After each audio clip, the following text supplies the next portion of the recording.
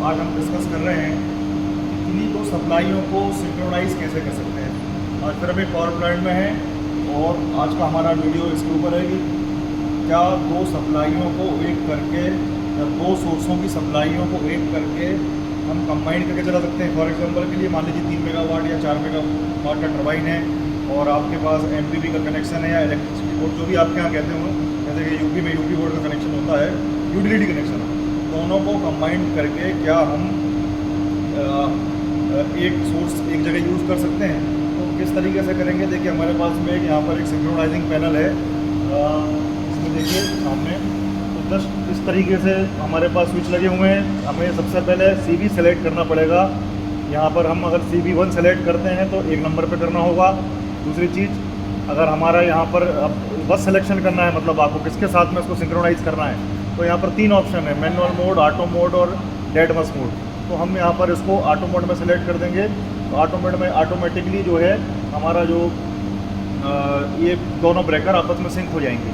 ये हमारा जो CV1 रहेगा, मतलब किसके साथ, बस PT, जो ब्रेकर एक ब्रेकर आपका ऑलरेडी चालू है वह बस PT कर रहे हैं हम यहाँ पर। जैसे कि यहाँ आपको दोनों मीटर देख रहे हैं, वहाँ एक सोर्स का वोल्टेज वहाँ दिख जाएगा, उसकी फ्रिक्वेंसी यहाँ दिख जाएगी, उसका वोल्टेज वहाँ दिख जाएगा, दूसरे सोर्स का उसकी फ्रिक्वेंसी मिल जाएगी। ये हमारा जो है सिंक्रोनाइजिंग रिले है। सिंक्रोनाइजिंग रिले क्या करेगा, हमने इसको अगर यहाँ पर सिंक्रोनाइजिंग स्टार्ट करके ऑटो में डाल देते हैं तो ये वोल्टेज और फ्रिक्वेंसी को मैच करके दोनों की, और एक जो सप्लाई पहले से ऑन है तो दूसरी सप्लाई को जैसे ही वो मैच होगी तो ऑटोमेटिकली ऑन हो जाएगा ब्रेकर। इस तरीके से हमारी सिंक्रोनाइजिंग कंप्लीट हो जाएगी। मतलब हम किन्हीं भी दो सोर्सों को कंप्लीट करके यहाँ पर हम एक साथ चला सकते हैं। अब इसके लिए हमें क्या क्या रिक्वायरमेंट होगी, देखिए इसके लिए हमें रिक्वायरमेंट होगी, पहली चीज़ जिस सोर्स को हम चला रहे हैं उसका वोल्टेज, दूसरी उसकी फ्रिक्वेंसी, और दूसरा जो सोर्स जिसको हम सिंक्रोनाइज़ करना चाहते हैं उसका वोल्टेज और उसकी फ्रिक्वेंसी।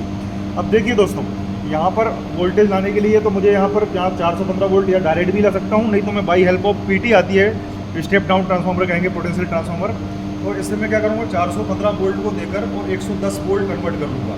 उसी तरीके से फ्रिक्वेंसी को भी मैं यहाँ पर ले आऊँगा, तो मेरे पास वोल्टेज और फ्रिक्वेंसी दोनों सोर्सेज के यहाँ पर अवेलेबल हो जाएगी। जैसे ही मैं यहाँ पर सेलेक्ट करूँगा कि भाई मैंने CV1 को सेलेक्ट किया, तो CV1 को सेलेक्ट करने का मतलब ये है कि मैं CV1 को सिंक्रोनाइज़ करना चाहता हूँ जो इस समय लाइव सप्लाई है उसके साथ में।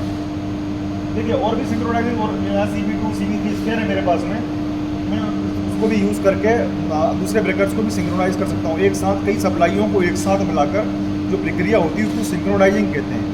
इसमें क्या होना, जो फेस एंगल, आपका जो फेस एंगल मैच होना चाहिए, वोल्टेज मैच होना चाहिए, और कई सारे प्रोडक्शंस होते हैं कि रिवर्स सप्लाई ना है। तो आप सामने रिले देख रहे हैं, 7 mm का सीमेंस का रिले लगा हुआ है। इसमें आपके सामने जो प्रोडक्शंस यहाँ पर दिख रहे हैं, आपको देखिए सारे प्रोडक्शंस हैं। देखिए प्रोडक्शंस में आपको बताता हूँ, आपका ओवर करंट ट्रिप, अगर ओवर करंट में आपका अल्टरनेटर जाएगा तो ओवर करंट में ट्रिप हो जाएगा, अनबैलेंस लोड होगा तो ट्रिप हो जाएगा, जनरेटर अगर आपका डिफरेंशियल में जा रहा है तो ट्रिप हो जाएगा, इस रिवर्स पावर अगर कहीं से आ रहा है तो ट्रिप हो जाएगा, अंडर फ्रिक्वेंसी है, ब्रेकर फेल्योर हो रहा है, या कोई भी किसी भी प्रकार के कोई भी एबनॉर्मल कंडीशन में ये रिले तुरंत ही CV1 को ट्रिप कर देगा और आपका सप्लाई जो है कट जाएगा। इस तरीके से हम एक छोटे से रूप में सिंक्रोनाइज को मैंने समझाने की कोशिश की है। देखिए सामने ये जो है आप देख रहे हैं 505, ये गवर्नर होता है जो कि टरबाइन को चलाता है, 505 टरबाइन गवर्नर। मतलब टरबाइन की स्पीड को कंट्रोल करना, स्पीड को रेगुलेट करना, ये गवर्नर ही काम करता है, इसका नाम ही गवर्नर है रेगुलेट करने का, 505। तो यहाँ से पूरा का पूरा आपका टरबाइन का स्पीड कंट्रोल होता है। नीचे आप जो देख रहे हैं यहाँ पर ये टरबाइन के स्पीड के रिले हैं, मतलब स्पीड प्रोडक्शन रिले 1 2 3 3 मॉड्यूल। अगर कभी भी स्पीड ओवर स्पीड जाती है, मान लीजिए इसकी रेटिंग स्पीड 12,000 RPM है और अगर ये स्पीड उसकी 10% ज़्यादा हो जाती है तो तुरंत के तुरंत टरबाइन हमारी ओवर स्पीड में ट्रिप हो जाएगी। तो इस तरीके से कई सारे प्रोडक्शंस के साथ में हम सिंक्रोनाइज करते हैं। ऐसा नहीं होता कि 2 सप्लाई आपने ली और दौड़ दी तो भड़ाका हो जाएगा। तो ये प्रॉपर तरीके से सिंक्रोनाइज करने के लिए सिंक्रोनाइजिंग डिजाइन किया जाता है। ठीक है दोस्तों, नमस्कार, लाइक करें, सब्सक्राइब करें, थैंक यू। कैसा होना।